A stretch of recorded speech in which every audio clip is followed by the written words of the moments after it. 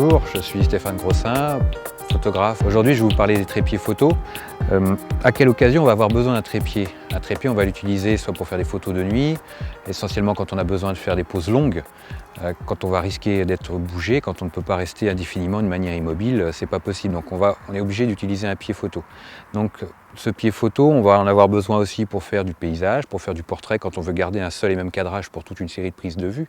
On va l'utiliser pour du time-lapse, pour du HDR, quand on a plusieurs vues à différentes expositions et qu'on veut à chaque fois superposer ces images après en post-production. Donc les trépieds, il y a différents modèles. Donc on va avoir le trépied de base. Ça, c'est un très vieux trépied qui m'accompagne depuis très longtemps. Donc on va avoir un système qui va être à clapper et on va déplier comme ça le pied. Donc je dirais que ça, c'est le modèle, c'est un peu le système qu'on va trouver un peu dans le commerce. Alors le trépied, en plus de ce système pour se monter et se descendre, va avoir besoin d'être stable pour que l'appareil, pour que ça ne bouge pas, pour que les photos soient bien fixes, bien propres. Alors vous avez ce type de modèle, assez simple, je dirais d'un abord financier assez abordable.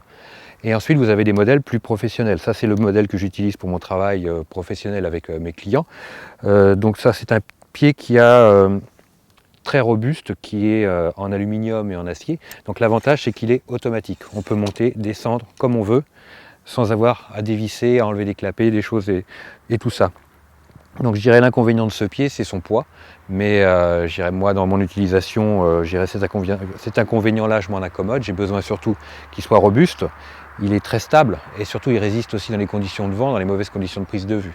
Donc là vous avez ce modèle avec un poids très léger, mais avec aussi très perfectible si vous avez des conditions climatiques extrêmes.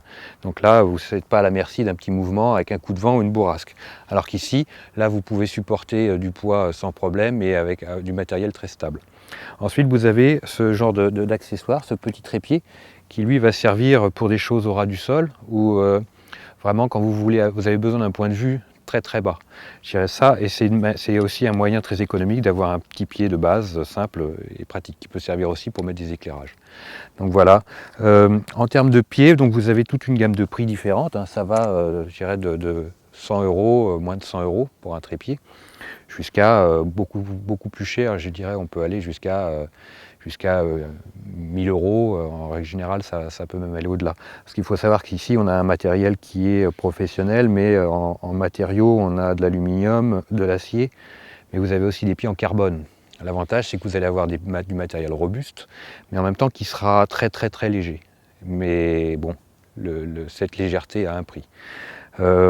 Ensuite, vous aurez du matériel d'une gamme très standard, mais qui sera adressé pour tout le monde. Là, vous allez pouvoir trouver votre bonheur si vous n'êtes pas un photographe professionnel, mais que vous voulez simplement vous faire plaisir avec un coût raisonnable.